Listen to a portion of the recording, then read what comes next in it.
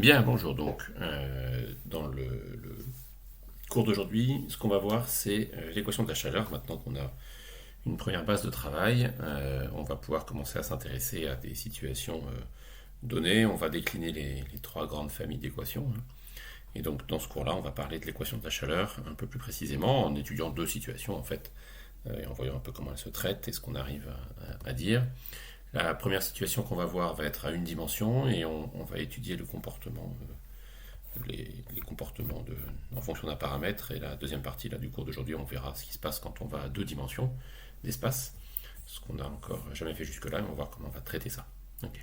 Donc là, la situation qu'on va regarder, donc c'est l'équation de la chaleur, elle peut modéliser, c'est une équation de diffusion en général. Donc les équations de diffusion de la matière prennent une forme similaire. Et donc elle est présentée là sous l'angle de la chaleur, mais ça pourrait être tout à fait autre chose bien sûr. Mais simplement il faut se donner un cadre un peu physique pour interpréter les solutions. C'est plus facile de cette manière-là. Donc on va étudier la situation d'une barre de longueur L avec une génération interne de chaleur.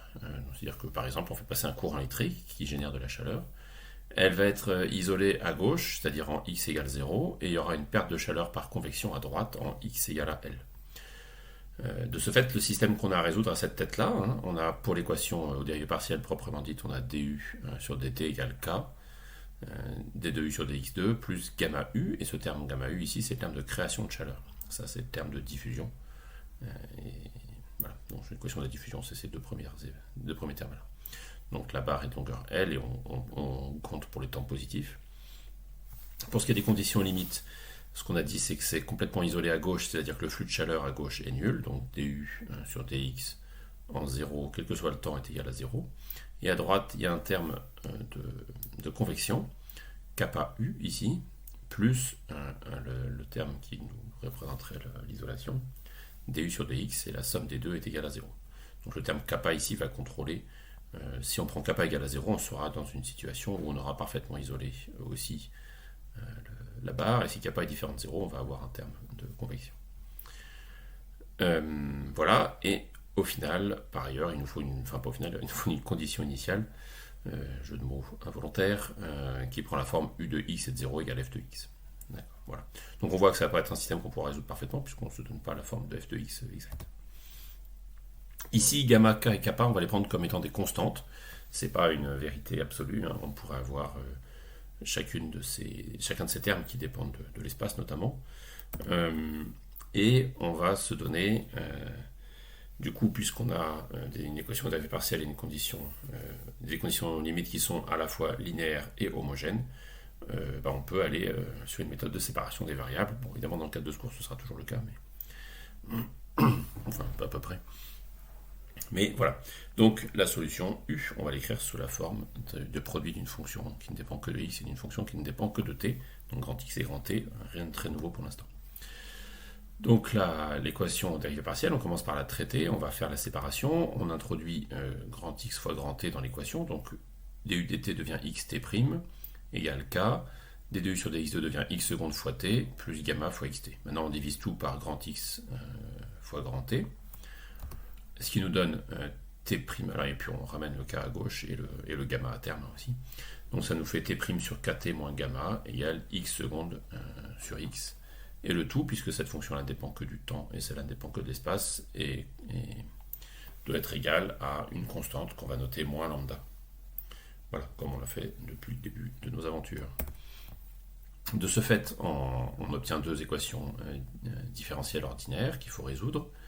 En x, on envoie le x à droite et ça fait x seconde égale moins lambda x, et on ramène tout ça à gauche, ça fait x seconde plus lambda x égale 0.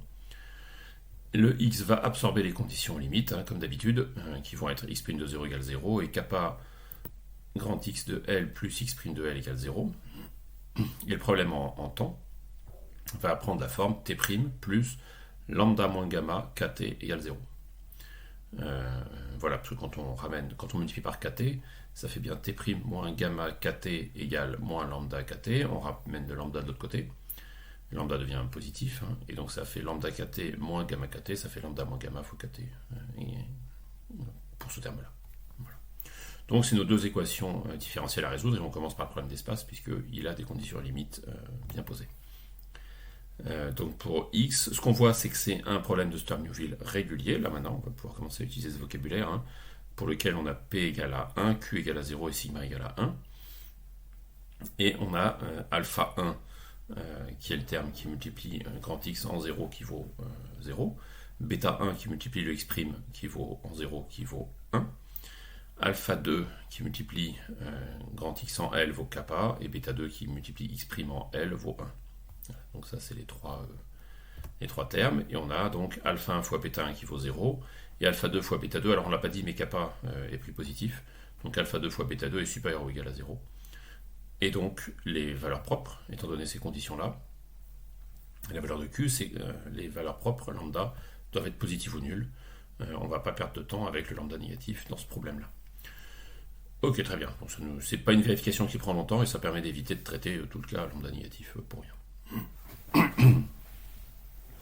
Donc, première situation, en revanche, il faut bien qu'on envisage le cas où lambda est égal à 0.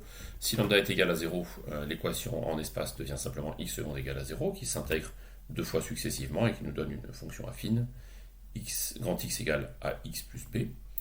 Maintenant, via l'application des conditions limites, on va déterminer a et b. X' de 0, la dérivée de ax plus b, c'est a. Et on voit que x' de 0, qui est égal à a, est aussi égal à 0. Donc, grand X est au mieux, entre guillemets, égal à b. À partir de là, on applique maintenant les conditions en limite en L, ce qui nous fait kappa de grand X en L plus x' en L. Alors x' vaut 0 de toute façon. Donc tout ce qui nous reste, c'est kappa de grand X fois L, c'est-à-dire kappa de b égale à 0. A priori, kappa n'est pas égal à 0, donc b est égal à 0. Donc ce qu'on a, c'est a et b égale à 0, donc une solution triviale. Et donc il n'y a pas de solution associée à la valeur propre 0. 0 n'est pas valeur propre. Ok, donc tout ce qui nous reste à examiner comme situation, c'est lambda égale mu carré, pour lequel ce qu'on voit, c'est qu'on a x seconde plus mu carré x égale 0. Ça, on sait que les solutions sont de la forme a cosinus mu x plus b sinus mu x. Maintenant, on va appliquer les conditions limites. La première, on va avoir besoin de la dérivée. Donc la dérivée de a cosinus mu x, c'est moins a mu sinus mu x, plus b mu cosinus mu x. D'accord, la dérivée de cos, c'est moins sin, la dérivée de sin, c'est cos. Il n'y a pas de surprise ici. La condition limite en 0, c'est x' de 0 égale à 0. Donc si on se met en 0, on voit que ce terme-là vaut 0 de toute façon, parce que cosinus de 0 fait 0. En revanche, cosinus de 0, ça fait 1, donc ça va nous faire b mu égale à 0. Et comme mu est a priori différent de 0, sinon c'est sans intérêt, c'est que forcément b est égal à 0. Donc dans la solution, tout ce qu'on a, c'est a cos mu x en fait. Maintenant, on applique la deuxième condition limite, qui est kappa grand X en L plus x' de L, qui est donc égal à grand X de L, c'est simplement a cosinus mu L, fois kappa, ça fait kappa a cosinus mu L. Et la dérivée, c'est moins a mu sinus mu L, donc moins a mu sinus mu L, égale 0. Donc il faut qu'on résolve ça pour trouver les valeurs propres. Et ce qu'on voit, c'est qu'on a une équation transcendante pour le coup. Quand on égalise ça à 0, on fait passer le terme en sinus de l'autre côté, ça fait kappa a. Alors on peut faire sauter les a déjà de toute façon. Ça fait kappa cosinus mu L égale mu sinus mu L. On divise par cosinus mu L des deux côtés, ça fait apparaître tangente mu L à droite, tel que je le dis à l'oral là. Et on fait passer mu à gauche, ça fait kappa sur mu égale tangente mu L. Donc c'est une équation transcendante, hein, on avait rencontré ça déjà dans les cours précédents. Donc on sait que là, si on devait résoudre ça exactement pour un kappa non nul, pour un kappa nul ça va être plus sympa, mais pour un kappa non nul, si on doit le résoudre et qu'on doit calculer plusieurs valeurs propres pour pouvoir tracer la fonction solution, et ben on doit résoudre numériquement ce problème-là, il n'y a pas de solution analytique. Ce qu'on voit si on regarde un peu à l'œil à quoi ça ressemble, en bleu ici c'est la fonction tangente, et en rouge c'est la fonction 1 sur mu en fait, hein, d'accord. Donc là c'est tangente mu en bleu, 1 sur mu. On voit qu'effectivement on a une infinité de points d'intersection entre la tangente et 1 sur mu, ou kappa sur mu plus généralement. Et donc nos valeurs propres, il y en a bien une infinité qui augmente au fur et à mesure qu'on va vers la droite là. Et on voit par ailleurs, si on regarde à l'œil nu, pour le coup qu'on voit bien que la limite est au fur et à mesure que 1 sur x tend vers 0, enfin 1 sur mu pardon, tend vers 0.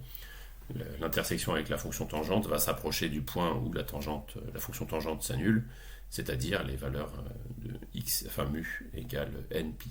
D'accord. Ça c'est mu égale 0, mu égale pi, mu égale 2pi, mu égale 3pi, etc. De ce fait, on a que lambda n va être égal à mu carré n, et les xn prennent la forme cosinus mu n fois x, où les mu n doivent être déterminés a priori pour kappa différent de 0 à la main. Pour kappa égale à 0, on voit que ça nous fait tangente mu l égale 0, c'est les points d'annulation de la fonction tangente, c'est-à-dire 0, pi, 2pi, 3pi, etc. npi. Ok. On doit résoudre le problème en temps, alors lui il pose pas de complications particulières, hein. On a t' sur kt moins gamma égale moins lambda, on fait passer le gamma de l'autre côté, et on fait passer le... et voilà.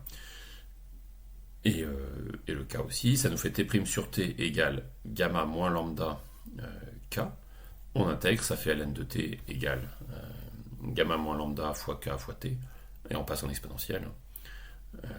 Et là ici il y a le moins devant pour bien qu'on... Voilà, enfin, on va voir après par la suite que ça permettra de distinguer un peu plus clairement certaines situations. Donc ça nous fait une solution qui est de la forme exponentielle moins lambda n moins gamma kt, où les lambda n, comme on l'a dit ici dessus, c'est mu n carré.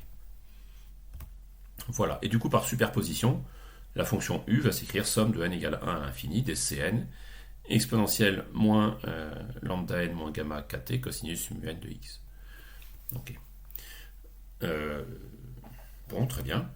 Les normes des fonctions propres, on va les calculer pour voir un peu la tête qu'elles ont. Donc on sait que nos xn carré, enfin alors c'est pas la norme, ce serait racine de xn carré, la norme pour être très exact, mais c'est le, disons que c'est le terme qu'on va utiliser quand on va développer en série de Fourier. Les xn carré, donc c'est produit scalaire de xn avec lui-même, donc c'est intégrale de 0 à l des cosinus carré mu n de x dx. Okay. Il faut qu'on linéarise le cosinus, donc ça fait intégrale de 0 à l de 1 plus cosinus 2 mu n de x sur 2 dx. Okay. On intègre entre 0 et l, le 1 sur 2 devient x sur 2. Cosinus de mu n sur x, sa primitive, sur 2, pardon. Sa primitive, ben c'est sinus de mu n de fois x sur 2 fois 2 mu n, donc sur 4 mu n, pris entre 0 et l. Donc en 0, ce terme-là vaut 0, ce terme-là vaut 0, donc tout ce qu'il y a, c'est le terme en l finalement, c'est-à-dire l sur 2 plus sinus de mu n l sur 4 mu n. Souvent jusque-là, ce terme-là s'était annulé parce que les valeurs propres étaient des multiples de pi, quand on avait des sinus. Et ben cette fois-ci, c'est pas vrai, les mu n ne sont pas du tout nécessairement des multiples de pi, donc le xn carré prend cette tête-là, qui est un peu moins souple que ce qu'on avait jusque-là. C'est comme ça, c'est la vie. Des fois, c'est dur. Et donc maintenant, il faut qu'on applique la condition initiale. La condition initiale, elle a cette forme-là, f de x égale somme de n égale 1 à l'infini des cn cosinus mu n de x. Donc on voit que si la fonction est continue par morceaux, sur l'intervalle 0L, les Cn sont donnés comme d'habitude par f scalaire xn sur norme de xn au carré. Voilà, et il faut faire ces calculs-là pour chacune des valeurs propres qu'on va retenir pour faire un développement limite, enfin un développement en série de Fourier qu'on arrête à l'ordre n. Ok, voilà. Bon, sauf qu'on sait par ailleurs, on l'a déjà vu, que tangente mu L est égale à kappa sur mu. Ce que ça veut dire, c'est que pour le mu n, pour un mu n donné, il va être compris la valeur. C'est pas la valeur propre, pardon, c'est le mu n, donc la racine carrée de la valeur propre, va être compris entre n-1 pi sur L et 2n-1 pi sur 2L. Alors regardons un tout petit peu ce qu'on est en train de dire là. Pour le n-1 pi sur L, si on se place à n égale 0, n égale à 1, pardon, on n'a pas de valeur propre mu 0, on commence à mu 1. Ça fait un moins 1 qui fait 0, donc ça fait commencer à 0. Et pour n égale à 1, donc ça fait 2 moins 1, ça fait 1, pi sur 2L. Donc si on revient, alors désolé, je laisse faire ça, mais j'ai pas voulu remettre l'image, enfin la figure. Et donc on avait dit que ça se retrouvait entre 0 et pi sur 2, alors normalisé par L ici. D'accord. Donc on voit que ça décrit bien la première, et successivement les unes et les autres. À chaque fois, on se retrouve entre un multiple entier de pi sur L auquel on rajoute pi sur 2 en fait. Donc n-1 pi sur L plus pi sur 2. On met au n dénominateur donc 2L, donc ça va faire 2n-1 pi plus pi. Pardon, je suis en train de me perdre dans mes comptes là. Ça fait, oui c'est ça, ça fait 2 fois n-1, ça fait 2n-2 fois pi, plus pi, ça fait bien 2n-1 fois pi sur 2L, quand on revient au n dénominateur. Donc on est bien entre n-1 pi sur L et n-1 pi sur L plus pi sur 2. ce qui nous met bien, entre cet intervalle-là, n-1 pi, plus pi sur 2, hein, le point de divergence de la fonction, donc quelque part entre les deux, on a mu n. Okay. Donc on a un encadrement des mu n avec ça. Voilà. Et notamment, c'est ce que je disais, hein, la première valeur, mu 1, est compris entre 0 et pi sur 2L. Ok, et maintenant on va regarder un peu les solutions et voir ce qui se passe en termes de comportement. Il va y avoir quelque chose d'un peu, entre guillemets, rigolo. Et en fait de très important, hein, quand on interprète les équations dérivées partielles, on va voir qu'on va distinguer des régimes différents et ça va dépendre essentiellement de la première valeur propre. Donc on va traiter d'abord le cas de l'isolation parfaite, celui pour lequel on a kappa égale à 0. Et donc pour ce qui est de nos valeurs propres, on a dit hein, qu'on avait tangente mu L égale du coup kappa sur mu qui devient tangente mu L égale 0. Ce qui veut dire que nos valeurs propres, qui étaient jusque-là comprises entre n-1 pi sur L et 2n-1 pi sur 2L, vont devenir directement égales à n-1 pi sur L, c'est-à-dire que pour la première valeur propre, on va avoir 1-1 qui fera 0, donc on aura mu 1 égale à 0. Voilà. La solution dans le cas kappa égale 0 s'écrit du coup exponentielle gamma kt, facteur de C1, plus somme de n égale 2 à l'infini des Cn exponentielle moins lambda n carré kt cosinus mu n x. Ok. Avec les mu n qui prennent la valeur n-1 pi sur l, d'accord. Et ici on a n-1 pi sur l au carré, à la place du lambda n. Et on a pu factoriser par exponentielle gamma kt. D'accord. Ce qu'on obtient du coup maintenant quand on veut prendre la limite au temps infini, c'est que tous ces termes-là vont gentiment tendre vers 0, mais il n'y a pas de terme en exponentielle lambda n kt pour le premier terme, puisque mu est égal à 0, donc lambda carré est égal à 0 aussi, et donc tout ce qu'on a, c'est le terme exponentiel gamma kt. Et du coup, ce qu'on voit, c'est que ce terme-là va diverger quand t va tendre vers l'infini. On va avoir limite de u, donc de la température pour nous, qui, quand t tend vers l'infini, tend aussi vers plus l'infini. Alors, est-ce que c'est physique, ça? La réponse est oui. D'un point de vue simplement concret, si vous avez un élément parfaitement isolé et dedans une source de chaleur, la température va augmenter indéfiniment tant que vous ne coupez pas le courant, par exemple. Si on considère que c'est un fil électrique parfaitement isolé. Voilà, donc c'est bien physique hein, d'avoir quelque chose qui diverge, en l'occurrence, ça décrit bien ce qui se passe dans le cas de l'isolation parfaite. Il n'y a pas de problème. Maintenant, ça va être intéressant d'étudier le régime d'isolation imparfaite, parce qu'on va voir là aussi qu'il va y avoir un régime de comportement assez original. Et on va à nouveau couper la solution en deux termes. D'abord en C1 exponentielle gamma moins lambda 1 kt, cosinus mu 1 x, plus tout le reste. N égale 2 à l'infini. Parce que c'est ce terme-là qui va nous intéresser plus particulièrement. On sait que lambda 1, par définition, est la valeur propre minimum. Ça, c'est la théorie de Sturm-Liouville qui nous l'a appris. Dans la situation dans laquelle on se trouve, lambda 1 est la valeur propre minimum. D'accord. Ça veut dire que oui, alors là, le carré n'est pas à sa place, pardon, c'est gamma moins mu n carré à l'intérieur de la parenthèse. Je ne sais pas si j'avais fait la même erreur sur les autres slides, c'est moche. Désolé, on va vite, on fait des bêtises. Voilà, néanmoins, une fois qu'on a corrigé ça, on peut réfléchir. On sait que lambda 1 est la valeur propre minimum, c'est-à-dire qu'il va y avoir trois possibilités pour ce terme-là, pour lequel l'argument d'exponentielle pourrait être négatif, positif ou nul. Et ce qu'on voit, c'est que si gamma est plus petit que lambda 1, et que donc ce terme-là est négatif, a fortiori, il est plus petit que tous les autres, puisque toutes les autres valeurs propres sont plus grandes. Là, on va commencer à avoir un comportement où le terme ici va être positif, c'est dès lors que lambda 1 sera plus petit que gamma. Donc, ce qui nous intéresse, c'est cette première valeur propre, c'est elle qui va contrôler le comportement à temps important. Donc la première situation dans laquelle on peut se placer, c'est gamma plus grand que lambda 1. J'aurais dû prendre dans l'autre sens en fait quand j'y réfléchis. Ça aurait été plus logique. Pour gamma plus grand que lambda 1, et indépendamment de ce que ça peut être pour les autres valeurs propres, ce qu'on voit simplement, c'est que ce terme-là va avoir un exponentiel de quelque chose de positif fois kt, et donc ce terme-là va diverger.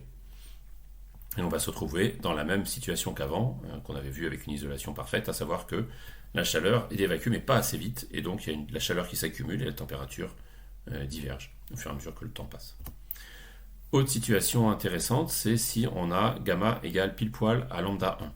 Dans ce cas-là, ce terme-là est exponentiel de 0 qui fait 1, et donc cette première valeur ici c'est C1 cosinus mu1 de mu1x, et tous les autres termes ici, vu que les lambda n en fait sont plus grands que lambda 1, ont tous des valeurs négatives, et donc tous ces termes-là tendent vers 0 quand t tend vers l'infini.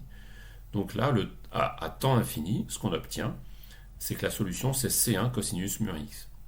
Donc ce qu'on voit, c'est que gamma égale lambda 1 ou lambda 1 égale gamma, c'est une valeur critique pour laquelle on se retrouve avec une distribution d'équilibre de la température. Alors elle est extrêmement précise, à réaliser physiquement ça c'est autre chose, mais d'un point de vue mathématique, on voit qu'on a un comportement critique quand gamma prend la valeur de la première valeur propre, de lambda 1 donc. Et on se retrouve avec une distribution de température d'équilibre qui prend la forme C1 cosinus mu1x. Et finalement la dernière situation, c'est si gamma est inférieur à lambda 1, dans ce cas-là, tous les termes ont un exponentiel négatif qui multiplie un cosinus, un négatif qui multiplie le temps, et dans ce cas-là, la chaleur est évacuée rapidement, et la limite au temps long, c'est des exponentiels de moins kt qui multiplient cosinus, donc à temps long, tout ça tend vers 0. Et la limite pour U, c'est 0, c'est-à-dire que la chaleur est évacuée rapidement, et la source de chaleur interne n'est pas suffisante, la température va tomber à 0. Voilà, donc on voit, et là ça nous permet de commencer à réfléchir un peu aux solutions, on voit que la première valeur propre peut jouer un rôle très particulier dans ce genre de système, et c'est elle qui va nous permettre de dire au temps long comment se comporte le système. Les autres valeurs propres, finalement étant écrasées par la première en quelque sorte, parce que c'est la plus petite ici, dans la situation qu'on regarde. Voilà, et on voit le bénéfice de la théorie Sturm-Liouville qui nous permet de traiter de façon systématique les situations telles que celles qu'on vient de voir ici. Entre autres choses, en plus de nous dire que les lambdas sont forcément positifs ou nuls, enfin bref. Ça permet de justifier un peu la vidéo précédente. J'ai arrêté de me justifier, c'est fait partie des théories très importantes en EDP. Voilà. Ok, maintenant, donc, comme promis, on va regarder une autre situation, qui est une situation à 2 dimensions, et on va voir un peu comment on va pouvoir traiter des problèmes où on a 2 dimensions d'espace en plus de la dimension de temps. Donc on va considérer à nouveau l'équation de la chaleur à 2 dimensions. On va considérer une plaque qui, suivant la dimension x qui vaut a de longueur et qui suivant la dimension y, ça ne devrait pas être un x ici. Ça c'est y, suivant y, elle vaut b en longueur. Okay. On va considérer 3 côtés isolés et un quatrième qu'on va maintenir à une température égale à 0.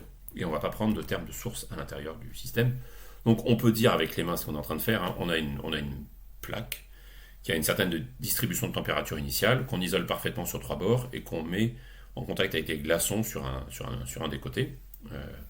À terme, tout ça va tendre vers 0. On peut intuiter déjà quel va être le résultat. Néanmoins, on va voir comment mathématiquement on peut résoudre et évaluer l'état transitoire, ce qui peut être la partie qui nous intéresse, par exemple.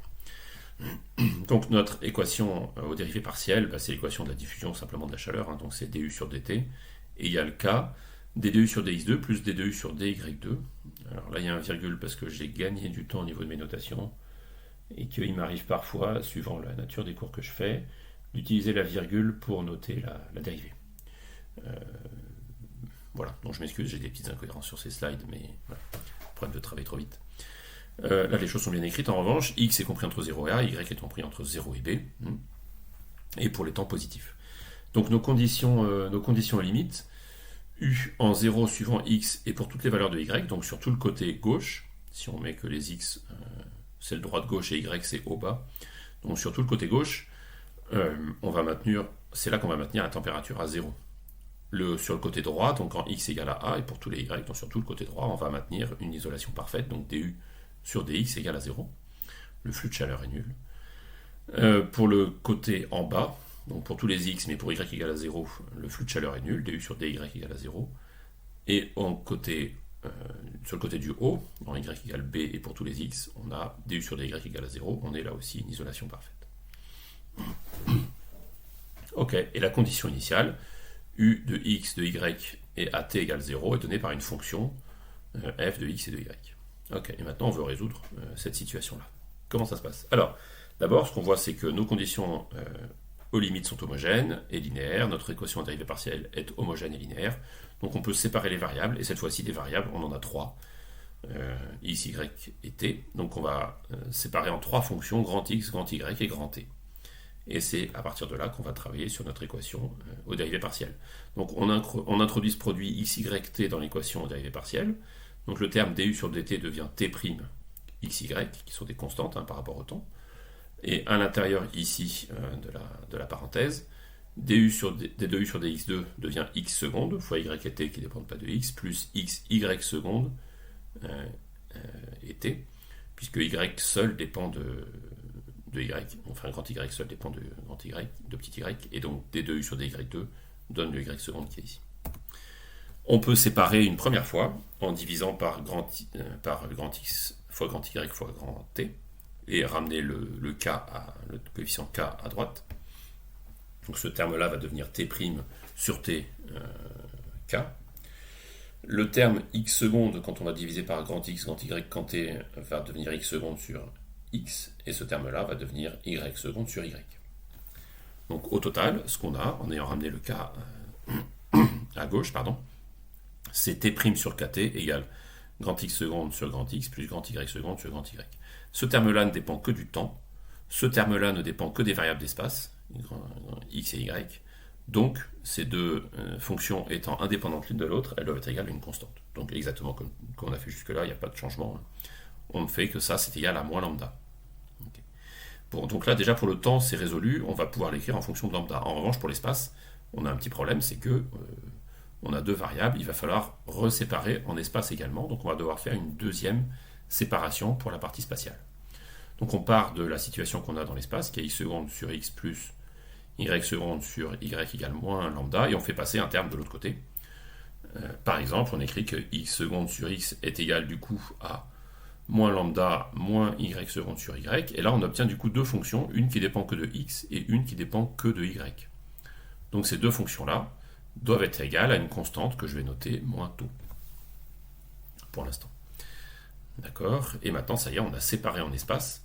Donc ce qu'on obtient, et alors je ne l'ai pas dit, mais les conditions limites qu'on avait imposées étaient que x de 0 égale 0, enfin deviennent x de 0 égale 0, x' de a égale 0, y' de 0 égale y' de b égale 0. Vérifiez, on a bien respecté les conditions limites précédentes. Il n'y a pas d'arnaque là-dessus. Voilà. Et donc maintenant, on va noter par ailleurs alpha égale lambda moins taux, et du coup ça va nous ramener en espace à deux problèmes qui sont pour x, ça va être x seconde, on fait passer de l'autre côté, égale moins taux x, on fait ramener de l'autre côté, ça fait x seconde plus taux x égale 0. En y, si je ramène le y seconde à droite pour le coup, pour qu'il y ait un signe positif, et donc le lambda à droite aussi, ça fait y seconde plus alpha qui est égal à lambda moins taux y égale 0. D'accord, avec les conditions limites qui vont bien, qui sont ici. Et le problème en temps, on n'oublie pas, qui est t' plus lambda kt égale 0. Donc on voit qu'on va déterminer les alpha et les taux indépendamment les uns des autres, et les lambda, en revanche, on va les déduire comme étant, on fait passer le taux de l'autre côté, ça fera lambda égale alpha plus taux, quand on voudra résoudre en temps. Mais donc dans un premier temps, on résout en x et en y, indépendamment pour le coup, donc on commence en x, c'est un problème de Sturm-Liouville régulier, pour lequel on a q égale 0, alpha 1 bêta 1 égale alpha 2 bêta 2 égale 0, donc positif ou nul, enfin dans un cas négatif ou nul dans l'autre, mais donc nul dans tous les cas, pour lequel donc il n'y a pas de valeur propre négative, donc notre taux est supérieur ou égal à 0, quoi qu'il arrive dans cette équation-là. Donc on peut résoudre d'abord pour taux égale 0, on va voir ce que ça nous donne. Ça nous fait grand x égale grand AX plus B, alors j'ai mis des grands A et des grands B parce qu'on a des petits A et des petits B là. Au bout d'un moment, l'alphabet commence à manquer de lettres. Voilà, donc il faut qu'on applique maintenant les conditions limites. Grand x de 0, ça veut dire b égale à 0, et x' en a, la dérivée là c'est grand A, égale à 0 directement, donc on voit que ça nous fait une solution triviale qu'on ne va pas retenir. Donc taux égale 0 et pas valeur propre. Deuxième situation, taux égale mu carré, donc on se retrouve sur cette équation qu'on commence à connaître absolument par cœur, qui est x seconde plus mu carré de x égale 0. Que là pour le coup, dont on sait que la solution est de la forme x égale a cosinus mu x plus b sinus mu x, il faut qu'on évalue a et b. Donc pour ça, on va appliquer les conditions aux limites. On va avoir besoin de la dérivée de x, ce que je n'ai pas fait tout de suite. Donc en 0, x de 0 est égal à a fois 1 plus b fois 0, c'est-à-dire est égal à a, est égal à 0, donc a est égal à 0, ce qui fait que notre fonction x est de la forme b sinus mu x. X' en a, La dérivée de b sinus mu x, c'est mu b cosinus mu x. Donc en a, c'est mu b cosinus mu a. Et ça doit être égal à 0. Comme c'est pas mu b qui est nul, bah c'est cosinus mu a qui est nul. Donc ça nous fait que mu n de fois a doit être égal à, pour annuler cos, c'est des pi sur 2 qu'il nous faut, c'est des nombres impairs fois pi sur 2. Donc mu n fois a doit être égal à 2n moins 1 pi sur 2. Donc, on voit que pour n, alors je commence de temps en temps à faire un peu plus gaffe, jusque-là j'avais pas prêté trop attention à ça, mais c'est bien d'y prêter attention quand même, pour justement par rapport à Sturmluville avoir des choses propres. On sait qu'on va commencer à numéroter à 1, puisqu'on n'avait pas de valeur propre nulle ici. Donc on va commencer à mu 1, et ça, pour n égale à 1, ça fait 2 moins 1, ça fait 1, ça fait pi sur 2, c'est bien la première valeur qui correspond à l'annulation de ce terme ici. Okay. Donc ça nous fait bien que mu n a est égal à 2n moins 1 pi sur 2, et on est bien rigoureux en faisant ça, et donc mu n est égal à 2n moins 1 pi sur 2a. Voilà. On a les valeurs mu n, et donc xn, les fonctions propres, xn de x sont de la forme sinus 2n moins 1 pi x sur 2a, et les tau n, les valeurs propres correspondantes, sont 2n moins 1 pi sur 2a, le tout au carré. Ok, il n'y a rien de vraiment surprenant ici, on n'a pas de changement par rapport à ce qu'on a fait jusque-là. Le problème en y va avoir une forme très similaire. Il est lui aussi un problème de Sturm-Liouville avec une valeur propre positive ou nulle. On va commencer par traiter le cas alpha égale à 0. Alors j'ai pas rappelé, j'aurais dû rappeler des choses, bon c'est pas grave. On sait, comme d'hab, que ça nous fait une fonction affine, donc y égale a y plus b. Ici, les conditions limites sont y' de 0 égale y' de b, qui est égal à grand A égale à 0, et c'est tout. Donc ici, cette fois-ci, la valeur propre nulle va être une vraie valeur propre, puisque ça nous fait y de 0 égale à 1, la première fonction propre. Ensuite, on doit traiter le cas alpha égale mu carré. Donc, on sait que ça nous fait une solution de la forme y égale a cosinus mu y plus b sinus mu y. Okay, il faut qu'on applique les conditions limites. Donc, on va avoir besoin de la dérivée, là, pour le coup. Donc, la dérivée, c'est moins mu a sinus mu y. La dérivée de cos, c'est moins sin. La dérivée de sin, c'est cos. Donc, plus mu b cosinus mu y. Okay, et on va se placer en 0 d'abord. Y' de 0 est égal à mu b. Ce terme-là disparaît. Ce terme-là vaut 1. Et mu b égale à 0, c'est vrai que si b est égal à 0, puisque mu, a priori, n'est pas égal à 0. Sinon, c'est la solution triviale. Et donc maintenant, ce qu'on a, c'est y',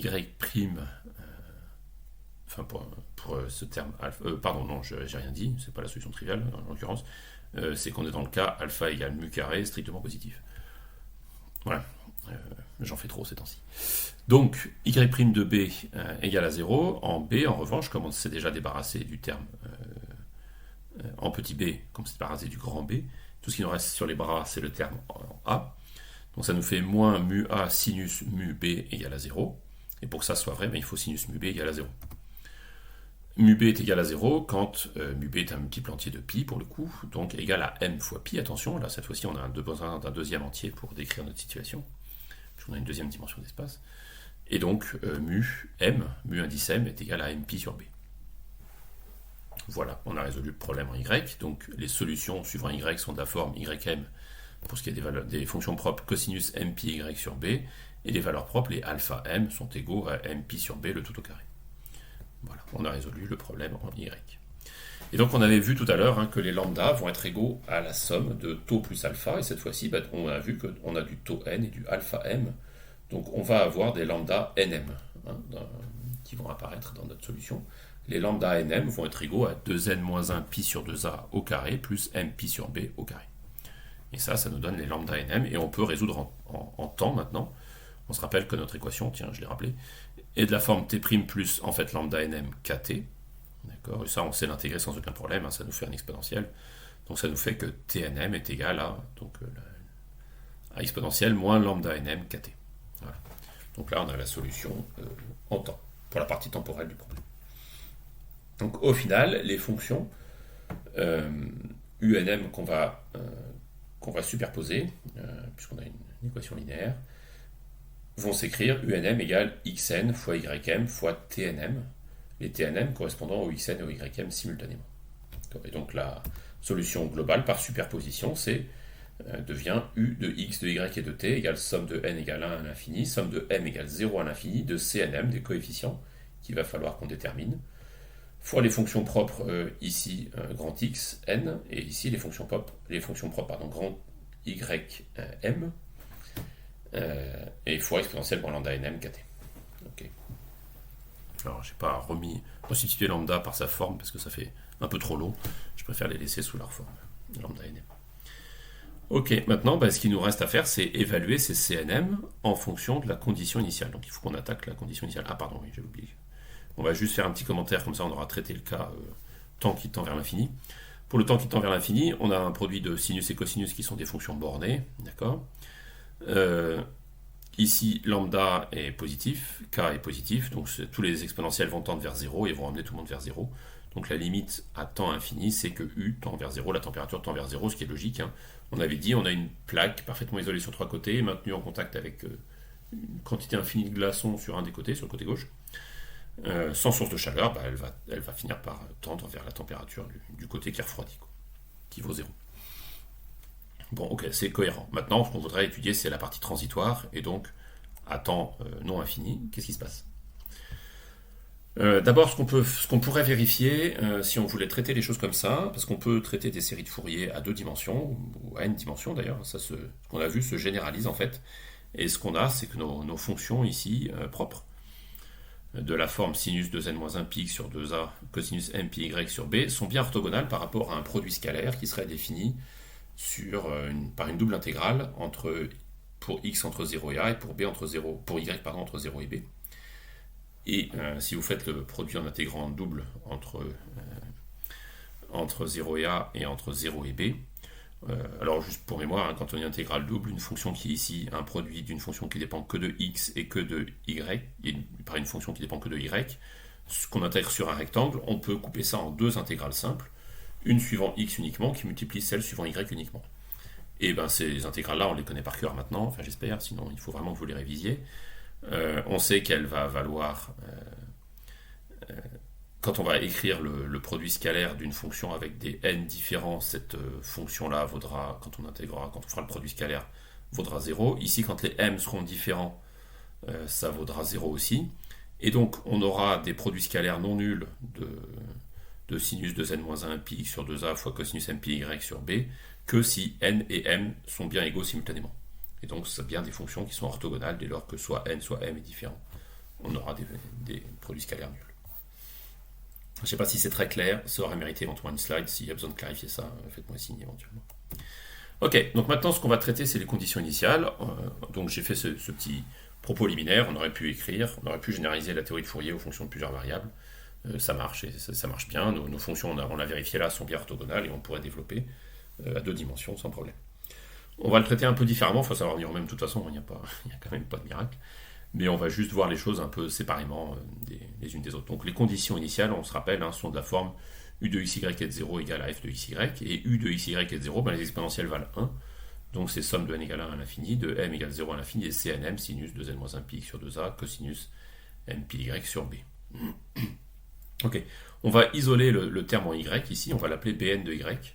Donc on va prendre que bn de y, ça va être des coefficients qui vont prendre la forme somme de m égale 0 à l'infini de cnm fois la partie en y cosinus m pi y sur b.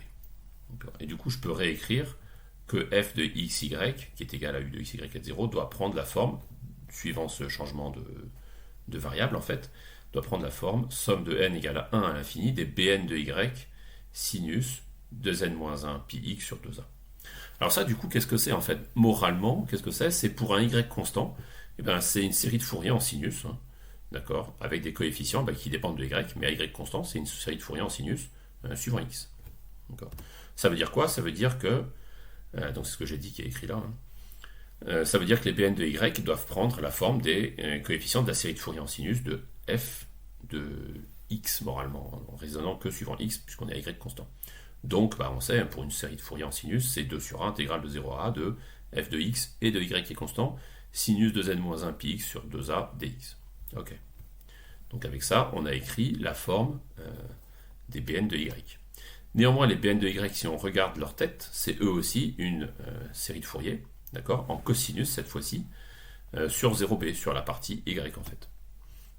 Donc ce qu'on vient de rappeler, c'est que les bn de y sont égaux à somme de m égale 0 à l'infini des CNM cosinus nπy sur b. C'est eux aussi une série de Fourier. Et donc maintenant, on peut les introduire dans l'intégrale avec leur forme. Et on sait que la forme du coup qu'on va avoir, c'est pour m égale à 0. Là, cette fois-ci, ça fait cos de 0, c'est 1, c'est pour une série en cosinus. On se rappelle qu'on doit distinguer m égale 0 de m supérieur ou égal à 1. Donc pour m égale à 0 et pour n indifférent, pour le coup, ce qu'on a, c'est que les Cn de 0 vont être égaux à 1 sur b intégrale de 0 à b des Bn de y dy. D'accord? Donc ça, c'est son expression en série de Fourier, puisque les Bn de y se décomposent en série de Fourier, donc les CNM sont les coefficients de cette série de Fourier. Et après, on remplace les Bn de y par leur expression, et on obtient, qui était 2 sur a f de xy sinus de z-1 pi x sur 2a, et donc on substitue Bn de y par cette expression, et ça nous fait au total, on sort les constantes, 2 sur ab, intégrale de 0 à b, intégrale de 0 à a, de f, donc double intégrale, de f de xy sinus de z-1 pi x sur 2a dx dy. En fait, on voit qu'on est en train de généraliser la série de Fourier sans le dire. Donc, je l'avais dit, on peut le faire, on peut développer la théorie, on ne va pas le faire, on va juste le retrouver tout seul comme des grands, c'est un peu ça qu'on est en train de faire. Et maintenant, pour n et m supérieur à 1, dans ce cas-là, les coefficients de la série de Fourier qui représentent les Bn de y deviennent égaux à 2 sur b, cette fois-ci, intégrale de 0 à b, du Bn de y fois cosinus nπy sur b dy, et on remplace Bn de y par leur expression, qui est donc intégrale de 0 à a, f de xy sinus de z-1 pi x sur 2a, voilà, dans cette expression-là, et on obtient à nouveau une intégrale double qu'il faut résoudre pour calculer les coefficients CNM. D'accord. Voilà, donc on a fini, on a vu dans la première partie une situation où on avait bien terme source, et on avait vu que ça nous révélait que la première valeur propre peut avoir un rôle très important pour piloter le système, étant donné ce qu'on avait appris grâce à la théorie Sturm-Liouville, par ailleurs, que c'est la plus petite valeur propre et que donc elle va avoir un effet de seuil un peu. Dans cette deuxième partie, où on a résolu un problème de 2 dimensions, on a vu qu'on avait dû d'une part introduire 2 fois successivement une séparation, et donc 2 constantes de séparation en fait. Et par la suite, on a vu comment on traitait en série de Fourier, entre guillemets, sans le dire, les conditions initiales. On se retrouve avec effectivement des termes qui ont des têtes de coefficients de série de Fourier, mais fonction de 2 variables cette fois-ci. Et on obtient du coup, quand on doit résoudre, sur la base des fonctions propres qu'on a déterminées à partir de l'équation de dérivée partielle, de la dimension spatiale de l'équation de dérivée partielle, on doit écrire correctement nos termes pour avoir notre série de Fourier correctement. Voilà, c'est tout pour aujourd'hui. J'ai conscience que je parle un peu vite, donc n'hésitez pas à ralentir et à bien comprendre chaque étape pour ne pas vous perdre. On monte progressivement sur les différentes notions qui sont nécessaires pour résoudre les cas les plus généraux possibles. Donc à chaque fois, évidemment, on intègre quelque chose de nouveau dans le cours. Et du coup, je vais un peu plus vite sur les choses que j'estime avoir déjà vues. Donc il faut bien prendre le temps, s'il y a des étapes qui vont un peu vite, de faire pause, de les résoudre. Ou si juste l'explication n'est pas assez claire, éventuellement de me solliciter pour clarifier les choses. Voilà. Et sur ce, je vous dis à très bientôt pour la suite de nos aventures.